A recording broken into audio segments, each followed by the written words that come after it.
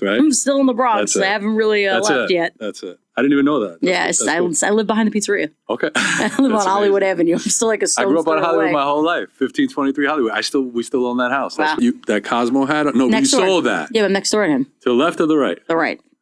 Oh, shit. Yeah. I didn't know that. Yeah, we're so right you're on next my door. mom's block. I bought the house on the corner with the lions. Oh, yeah. The people call it the lion with house. the pool. Yeah, I own that. Oh, Yeah. I'm right around the block. We used to sneak in as kids, and when it came up for sale, I was like, I have to buy it. And I just bought it. I saw that. I had no idea there was a pool there, and I always walk my dog. People come in my yard, they're like, around. holy shit, there's like a diving board. It's like a built-in pool. Yeah, we used to sneak in as kids. And I remember seeing the listing go up, because like now the house actually on that corner is also for sale. 1.3. Yeah, I've been got to talk to them. They're crazy. Yeah, it's too expensive. Yeah. For nothing. But I like the outside of it. It reminds me of like old Harlem. Yes. So like I liked it, you know why? Because like Monopoly, I had this and that. And then if I get that, you kind of can get both corners. You get the guy in the middle of squeezing. Yeah. And he's been there 100 moons too. That's the problem. James. It's like, You know. So it's like you can get them on both ends. Right. I'm saving all this, by the way. This is great. You were recording? Oh, yeah. Oh, that's awesome. I love that. So we're here, BX Farmer, Local Harvest. I'm excited tonight. Amazing guest, Tori T. Is that what it is? That's it. Tori T now. Tori T in the building. So what happens when you grow up in one of the most iconic pizzerias in the Bronx and learn from the best and decide to take a leap of faith to build your own empire from scratch in Long Island? That's what we're gonna get out of you, I hope, tonight. I'm ready. Cool. All right. So let's start from the beginning. Working in the shop. What are some memories as a kid? Did you start when you were young? How does it? What's the origin story behind Tori T? Listen, the hardest part is you got to start somewhere, right? I mean, we were waiting tables, washing dishes. My grandma, she was one of the like most pivotal people in there that kind of like pushed my dad and my uncle to like be as successful as they are. Right. My dad kind of was like, hey, you guys got to, hold your end of the weight if you want to work here. So we started pretty basic, Okay. washing dishes. But at what age? At what age? As a kid, did you like going there as a kid? I was 12, who really loves doing anything at 12? So I don't know if you know this. My brother owned a pizzeria, Charlie's Pizza on Broadway by Manhattan College. And when I was a kid, they used to drag me to work there. I used to be the bane of my existence. I wanted to go to the park and play basketball. Waterbury Park. Of course. And they used to force me to work. So that's why I'm asking. No one really loves smile, it. No, I mean, I think I was probably one of the most miserable people there, Like what 12-year-old really wants to be at work with their parents? That's good. It wasn't only me. No. But it took time, like anything else. Then by 15, 16, we were still working there on the weekends. I was a huge softball player. I wanted to play in college. So it was kind of like you're forced between the two. Like, hey, we're going to work a little bit. You're also going to play softball. Then I went off to college. And I was like, all right, well, now I'm playing college softball. I was studying sports management. I went to St. Thomas Aquinas in Rockland County. Okay. So I was still close enough to come home every now and then and work. But, it was kind of like the elephant in the room. But still, that was not the dream, pizza. You weren't sure. No, I was on the way to being like just working in college athletics. I wanted to be a head softball coach, and I did it. I kind of got to that point where I was like, hey, you know what? I became a head coach. I loved it. I graduated college, and I just didn't still see pizza in the future. I was still doing it.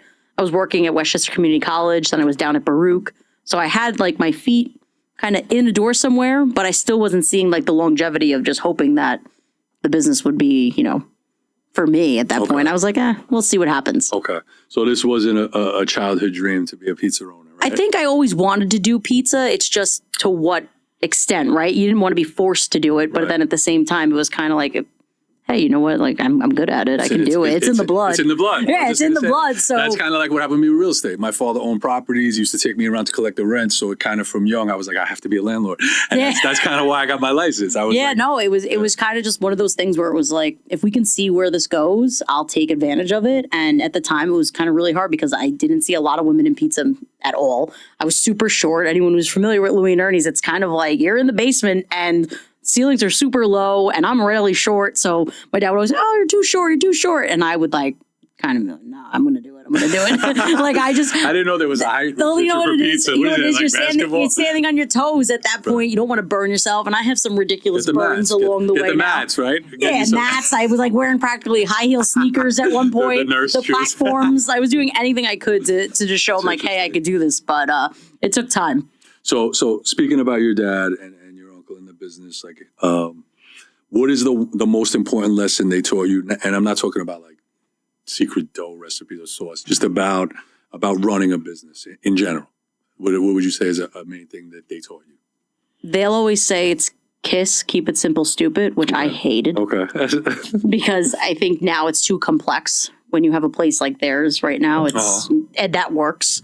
The older guys can live by that motto, keeping it simple. Okay. And by the way, I'm a realtor, but I also run an office in Scarsdale, and I kind of live by that model too, because the ideas could be grandiose, but then you have to execute them. Correct. And you need other people, and then you get stuck holding the bag sometimes. Absolutely. You understand? So I guess I'm old It's school. old school. It's an old school mentality, right? Like it's So, keep it simple, stupid. Yes. But then at the same time, the new age that I think is untouchable is just they instilled like showing up, work ethic, showing up, being accountable, knowing like, hey, if I'm going to be there, you're going to be there. There's no somebody else is going to come save you. Like I say that all the time to my guys now. I'm like, there's nobody coming to save me. It's me versus me every day. You know, my dad had my uncle. I don't have anybody. I'm doing this by myself. Are you? So when I wake up in the morning, I bounce ideas off myself. So I'm looking in the mirror sometimes and I'm like, wow, you look know what? horrible. You got nobody to shoot them down. Exactly. Right? I'm like, so what do you want to do today? You want to have a special? Yeah, we're going to have a special. Like I kind of like play on both sides of the fence there of talking to myself. And I'm like, I'm going crazy. That's but awesome. you know, I wouldn't trade it for the world. That's awesome. So, of course, so the moment of truth, right? So for many people going out on their own, whatever business is, it takes a lot of guts, and growing up in a legendary place like you did, you have to be thinking like, I could be safe here in the spot, and to go out on your own. Do you remember the moment when you said, this is it, and what caused it? Yeah, it was June 1st. Really? I still remember the day. It was June 1st, and I just knew that I had to give myself a deadline. Being comfortable was something that you just know, right? You know all four walls, you know when the place creaks, when it doesn't. And I just got to the point, I'm like, if we're never going to change here and we're never going to evolve besides the basic things, that's okay. It works for them. That was the business model for 100 years. I just didn't know if that was going to last forever. And I didn't want to be stuck like a dinosaur. You know, things go extinct. I always say Louie Ernie's is kind of like the Rayos of the time. Like it's on the corner. Everyone knew it. But is it going to be there forever? Is it? Yes, it's iconic. Yes, it's one of the best. But I didn't see the growth. And I didn't see the trajectory of where I was going to be falling in line with it. Was it going to be my dad retires and that's it? Kaz has 3 girls. My brother's not involved. So I just didn't know where the business was going to go. And quite frankly, no one in the family did. Right. They never really thought about it. They're very like, for tomorrow. They're not really like 5-10 year planners. But things are going good, right? So yeah, they were going great. You take so your eye off that as things are going good. But that's only because once again, they've been in the business for 35, 40 years. Okay. Like even when I used to ask my dad all the time, when are you going to retire? Well, maybe next year, maybe 3 years from now. Like there was no real hard deadline for anybody. It was just kind of taking where it goes, where their life has already evolved and mine was just beginning. Okay. So I kind of was like, listen, if I go on my own, it's all on me. Okay. So for me, that was kind of like, it was June 1st. And I told my uncle and my dad, I said, listen, I'm leaving September. And they're like, really? And I was like, October 1st, I'm done. Because we got into the Barstool Festival and I said, that'll be the last thing I do for you guys. I'll make sure everything gets done. And then I left October 1st. And I was like, I'm going on my own. And if I didn't give myself that deadline, I don't think I would have ever really maybe hunkered in and really did it. Right. But I gave myself that. I looked at over 100 pizzerias. Okay. And I was like, this is tough. So that's my next question. So for people that don't know, Louie Ernie's is in Pelham Bay in the Bronx, right? Absolutely. Right, at Crosby Avenue. It's an iconic location down the block from Waterbury Park. As kids, by the way, I used to go there when Ernie actually owned the place. So I was setting myself back. And Louis, the brother, had the other place. Yep, right up the block. And we used to like both, right? Exactly. So that's how far back I go with this stuff. But so you just said you looked at 100 places. Ultimately, it was Long Island. It wasn't a decision. It just ended up because it was a good deal. And that's just the way it played out. So my mom originally was from Queens, and she always used to say like, oh, I sacrificed so much for you guys to come over the bridge for us to go to school here, to get a better education, be close to my dad, be close to the family. So I was like, well, what if we go back over the bridge and I try somewhere else? And at the time, Westchester and really the city was just oversaturated with pizza. I kind of saw that there was a bunch of places that were kept popping up.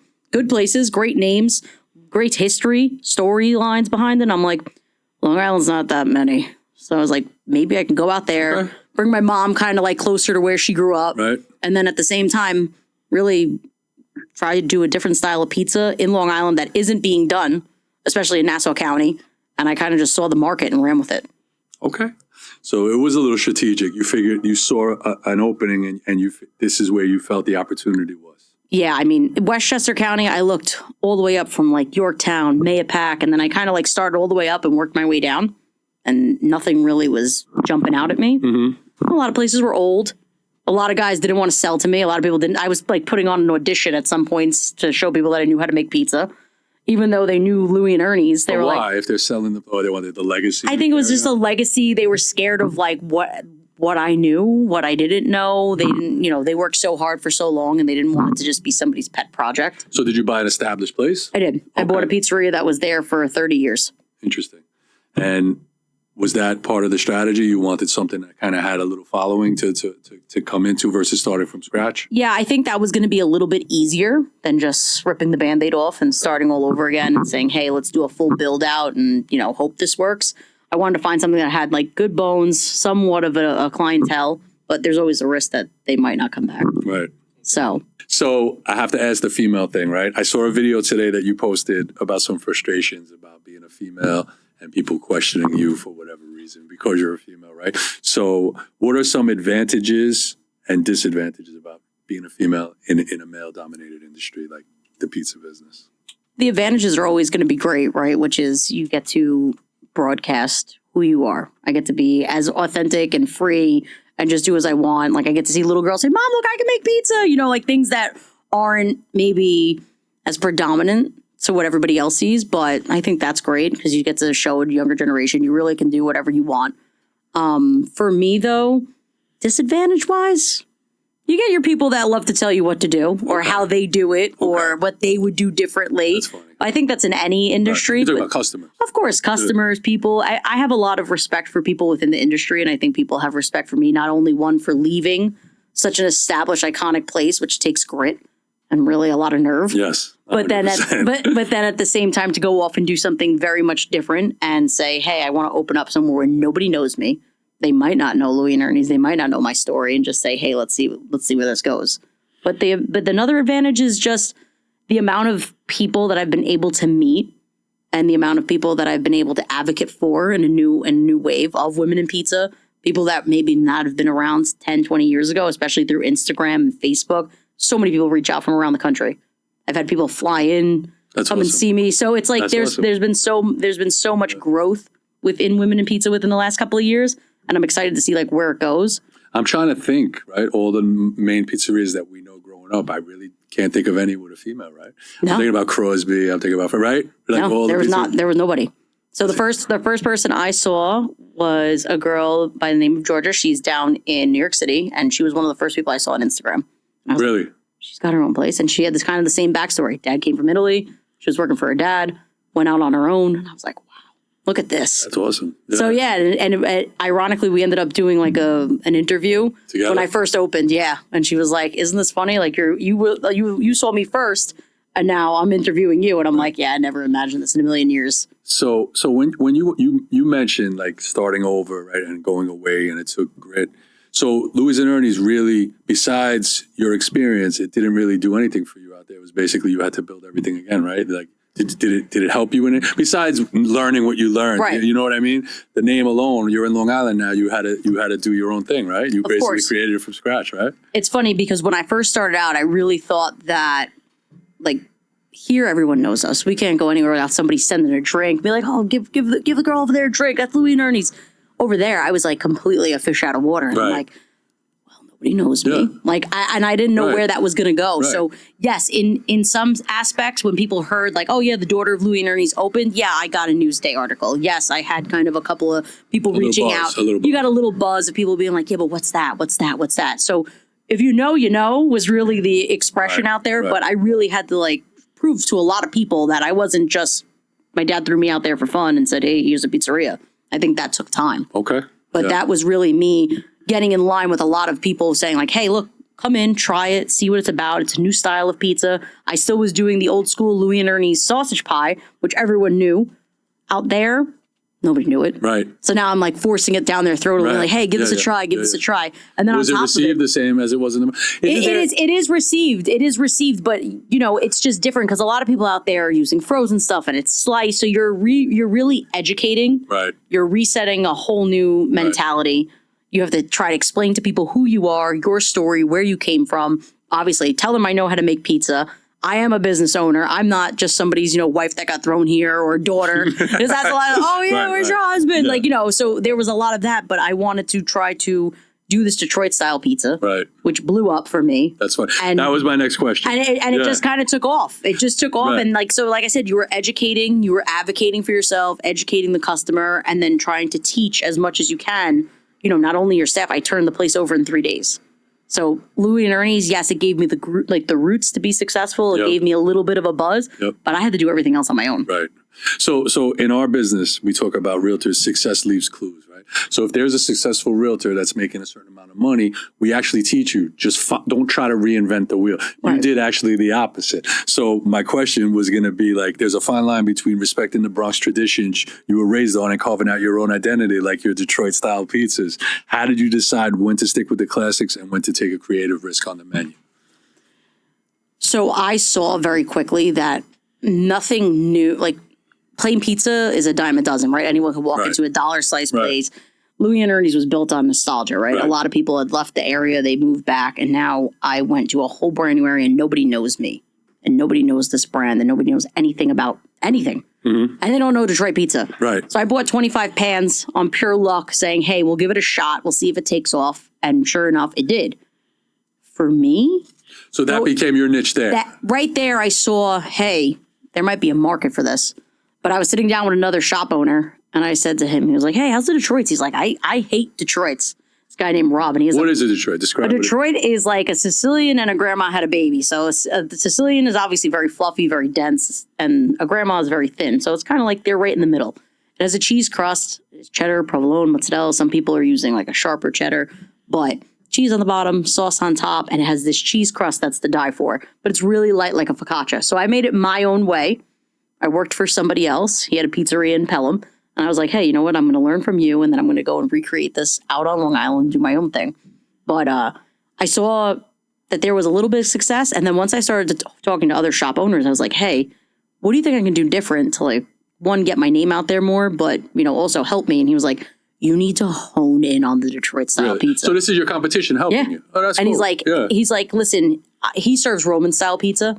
And he's like, if you can do this, if you can really like dial in, lock in and say, this is what I'm going to do best. He's like, yes, of course, the longevity and just remembering Louie and Ernie's, the nostalgia, it's always going to play there. Right. He's like, you're always going to have this round pizza that's going to remember, but you could find that anywhere out here. Right. And no one's losing sleep over a plain slice anymore.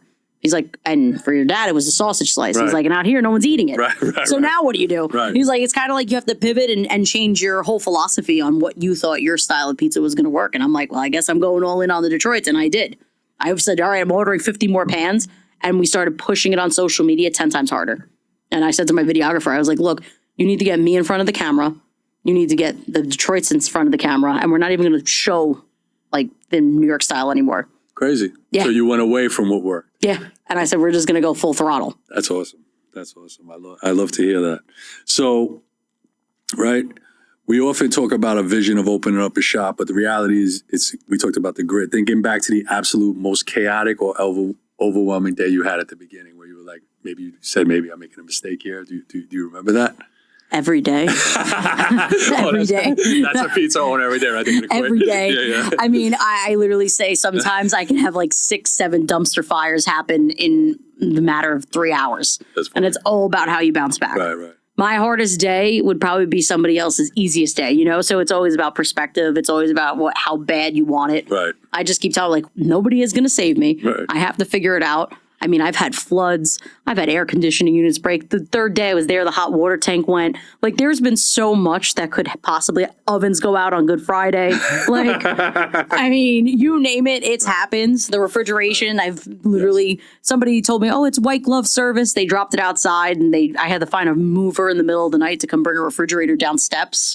So like anything that you can imagine being a hard day will always happen. Yes. It's just how you bounce back and how you see it, perceive it for the next one. Yes. Take notes and you're like, hey, And you then know what? whatever you think, something else is gonna happen. Something else is gonna happen. Remember that electrician. Remember that plumber. Remember that guy, because everybody has a guy until you need him.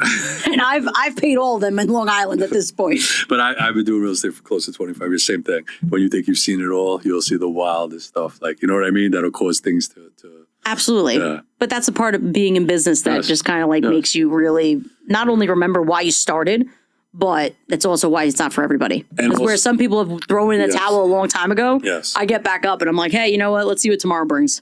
And I think that's when you could tell who the good business people are, when the stuff hits, how you navigate through. When everything's going smooth, it's easy to be good, right? Of course. It's when the stuff hits, who can buckle down and really take it home anyway. You know what It's I mean? how you transition. It's how you see yourself as an owner. You know, I'm very hands-on with my guys, so that also helps. I know I lead by example. I don't want to be somebody who's just going to be, you know, ruling with an iron fist. So my days are long. My days are hard, but when you have a good team built around you, it helps, because then when I'm not there, they pick up where I might be lacking. Yeah, of course. That's the way you got to do it. That's the way we try to do it in any business, Of successful course. business, right? Absolutely. Yeah, you have to lead by example. Servient leader, they call it, right? Yep. So you've seen how a single restaurant can anchor a neighborhood, right? So from your perspective as a small business owner, what do you think is the secret ingredient for a business to become the true heartbeat of the community, kind of like the way Louie Ernie's did? Do you understand my question? Yeah. Yeah. I think the hardest part is you want to be as involved as possible, but you have to know what to be involved in. Okay.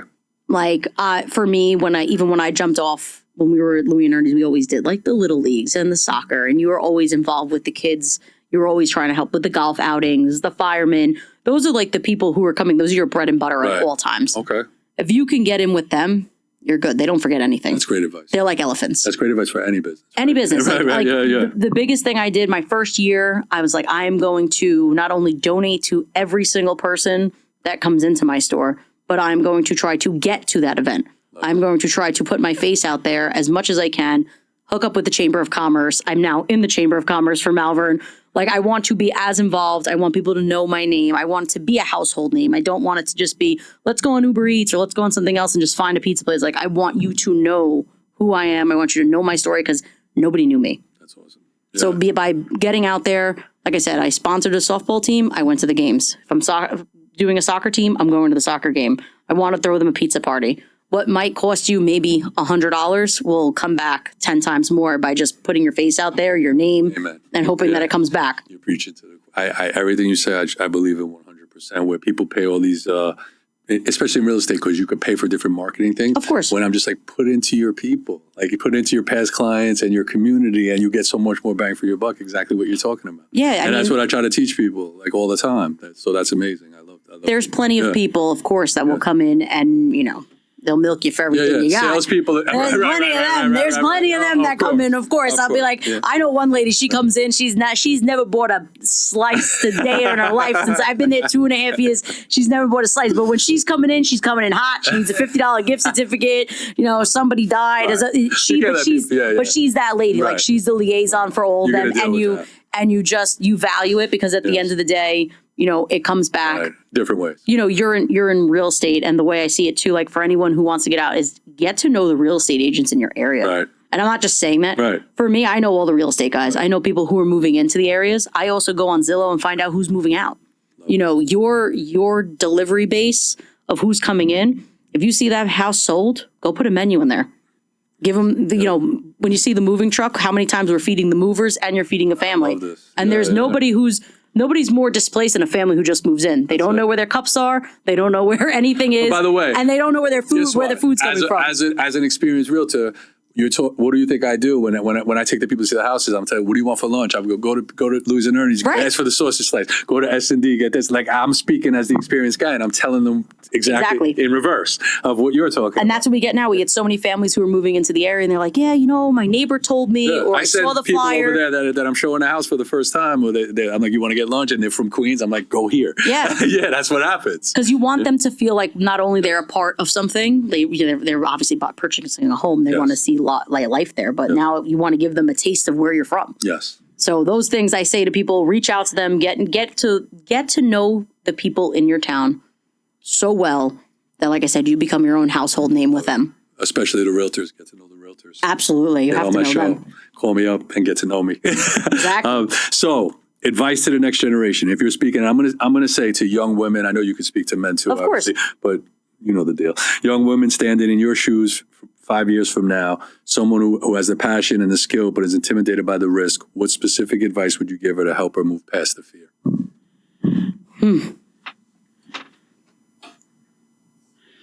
Start a journal, write everything down, hold yourself accountable, and find the people in your corner who are going to continue to lift you up and see the success and the passion driven behind you. Because there'll be a lot of people that tell you no. There'll be a lot of people that will kind of shoo you off into the corner. But you ultimately have to be your own advocate, and you have to be your own mentor. And you have to be your biggest cheerleader, because as many people that are cheering you on as many are going to keep knocking And you down. sometimes there's people in your life who care about you, and it's just their fears that they're expressing. They're not even doing it intentionally. You have to navigate that. You have to navigate around it. Yeah, it happened when I got into real estate. People tell me it's the worst time. Why are you doing that? And these are people close to you, right? Right. So that's amazing. There's been plenty of people that told me you're out of your mind. You like, Right. And then I opened another one within a year and a half of opening my first one.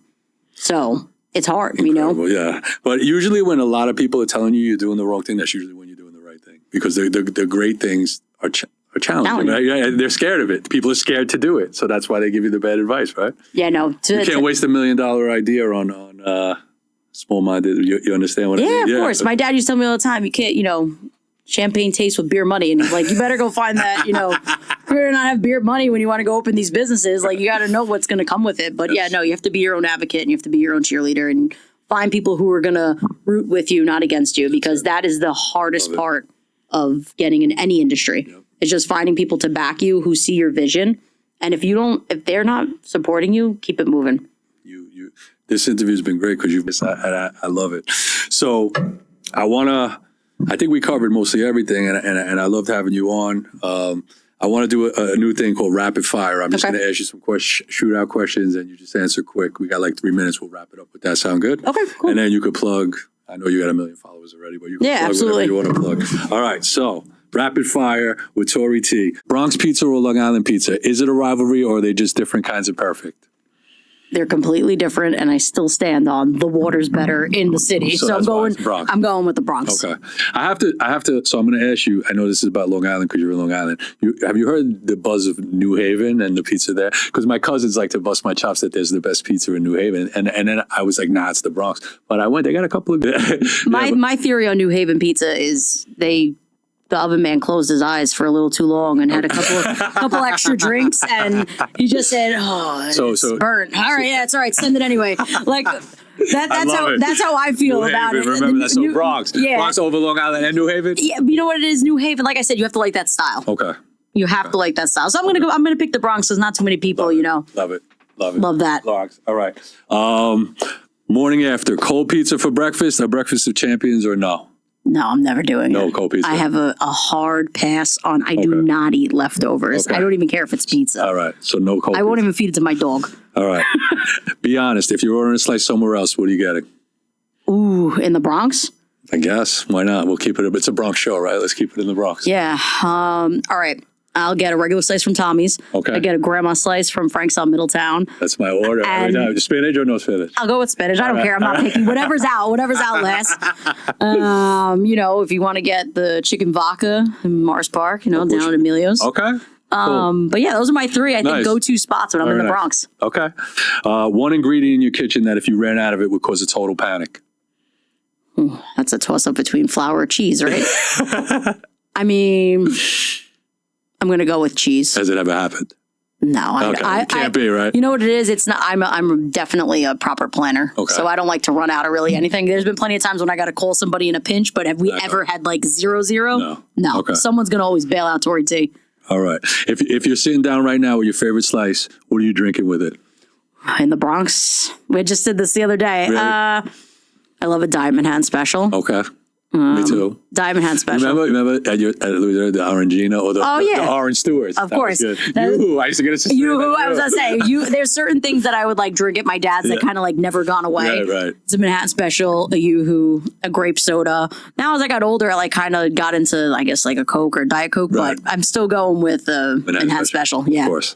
And way too many of them. If I think you said this before, but let's see. If you weren't a pizzaiolo, what would your plan B career be? Oh, now.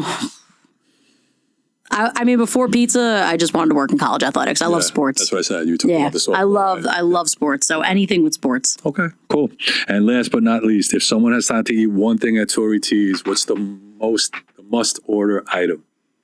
Ooh, you got to go with like either a Detroit sausage slice. You get the best of the Bronx, being the sausage, and then you get the new wave of my Detroit style pizzas. So I would say Detroit slice with sausage.